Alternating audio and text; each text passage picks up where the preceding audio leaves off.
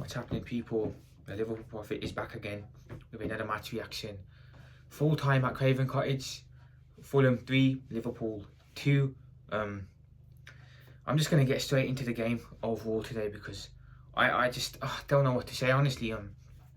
From second best, I mean, first of all, let's give credit to the opposition like always.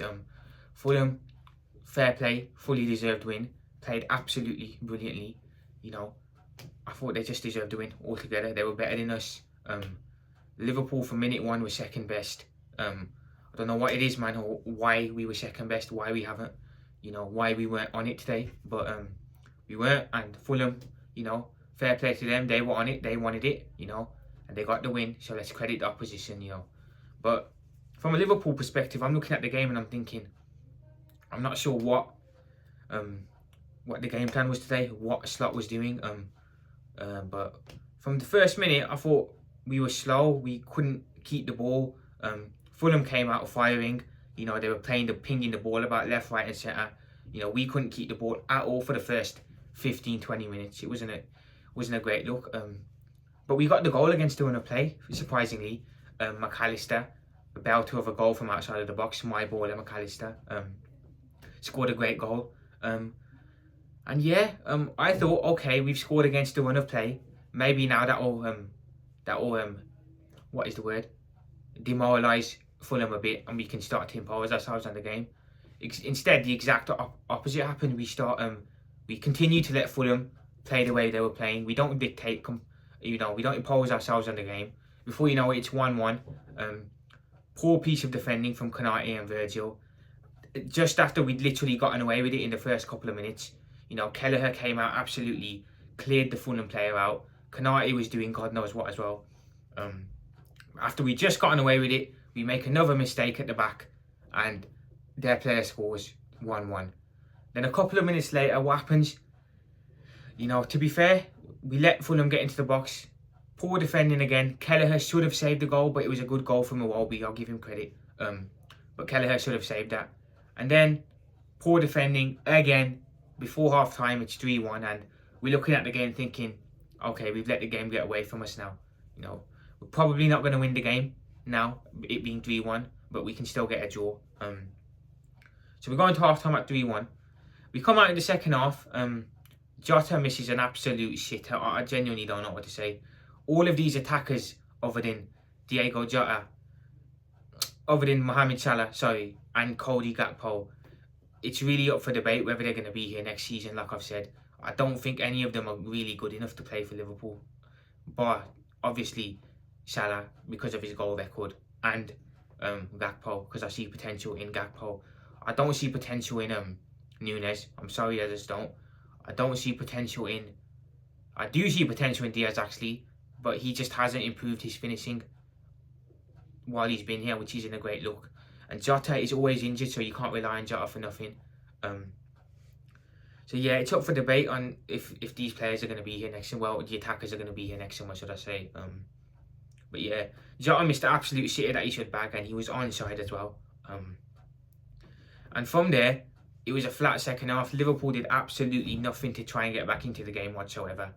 Fulham were the ones who looked like they were going to score, actually. Again, they had a good couple of chances. Kelleher made some good saves, but when I look back on it, that should have been a couple more goals for Fulham. They should have scored a good 2 or 3 more goals in that second half. Kelleher came out with some decent clutch saves, and even he didn't have a greatest of games. So and then again, it's the Chiesa thing again, man. I don't know what to say about this. Slot just obviously for whatever reason has looked at the cup final, seen that Chiesa came on and cooked in the cup final, and was the only attacker that actually, made something happen. Slot obviously saw that and thought, nah, man, I'm not gonna start you. I'm gonna put Salah on again, who's been spelling it out for the last 4 games. I'm gonna put Jota out, who's hit and miss, and I'm gonna put Diaz out, who can't finish, rather than play the guy who actually, shows a bit in attack. I don't know what's this Chiesa thing starting to feel like a bit of an agenda now to me. There's no reason for him not to be playing after that cup game. There's no reason. Slotter's got no excuses now. Literally none excuses. He came on again today and he looked better than all the attackers did combined in about 5 minutes that he was on. It's not a good look for Slot to be, you know, doing this to Chiesa. It looks like he has gotten a bit of an agenda against him. And I'm not sure why that is, because the attitude is there with Chiesa. It looks like he wants to come on and he wants to make things happen. So I don't see why Slot seems to have something against him. He'd rather reward players like Salah, who, you know, have been not good. They've been smelling it out for the last 4 weeks, you know, for the last couple of games. As good as Salah is, I'm sorry, but 4 games, ghosting 4 games in a row when you're supposed to be a Ballon d'Or contender is not a great look for you either. And as for the contract thing, I think I can see both sides of the argument with Salah now, to be fair. I can see why some fans would want to keep him. You know, he's still, you know, he might not be an all-round good player, but he will still give us goals. You know, he'll still guarantee us a good amount of goals in a season. But I can also see certain fans who think it's time to move him on. Let's get someone younger with fresher legs, someone who can actually dribble and stuff. I can see both sides of the argument here. Personally, I'd keep Salah for 1 more year at least. I think goals-wise, I think, you know, he is going to be hard to replace. But I can see both arguments, really. I can really see both arguments here. But again, I think the Slot took too long making the substitutions. You know, didn't bring Chiesa on early enough. You know, left Salah on the pitch for the whole game. Not a great look. You're basically showing, you know, everyone that Salah's above the club, above everyone else in the team by leaving him on, when he did absolutely fuck all game. It's not a great look. I mean, I have to look at this and I think, I can't help but feel if we still had Klopp as manager, Chiesa would have played a lot more this season and been utilised a lot more. I think Chiesa's a player that that Klopp would have absolutely adored. You know, he's energetic, he's, you know, unpredictable. He's a player that would suit Klopp's system perfectly. And I think Slot maybe doesn't take to him because that's not really a player that fits Slot's style. You know, Slot likes to be a bit more controlled. Maybe that's the reason he's not playing. But I mean, you utilise what you have. You know, you've got a proper player there in Chiesa. You have to utilise him. You know, it's the same thing when I used the Klopp and Coutinho thing. Coutinho is not a player that I feel that Klopp would have signed if he wasn't already at Liverpool when Klopp arrived. But, you know, Klopp utilised Coutinho and we saw some of the best football from a player in a Liverpool shirt from Coutinho under Klopp. So you have to utilise players that are ballers, whether you want them or not, because you've been blessed with them. You know what I'm saying? And for whatever reason, Slot just isn't utilising Chiesa's footballing ability, and it's a shame to see because I think he's a really good footballer. You know, he's definitely better than players like Diaz, Jota, you know, Nunes. He definitely deserves more of a chance than they do, and I don't want to see a player like Chiesa leaving in the summer and balling out somewhere else and we're stuck with Nunes again for another year, or Jota and Diaz. It's just not going to be a good look for us, and in the long term it's going to not be good for us either, because we're going to be stuck with scrubs and the ballers are going to go out and ball out somewhere else. But performance-wise today, shocking performance. We were not good enough from minute 1, and the hunger, I feel, is it there with us no more this season? I'm not sure. Maybe we think we're going to walk the league because Arsenal are going to drop points. Maybe, I don't know, man. I haven't seen the same hunger from us since the FA Cup exit against Plymouth. You know, since then we've been knocked out to PSG. We've lost the cup final.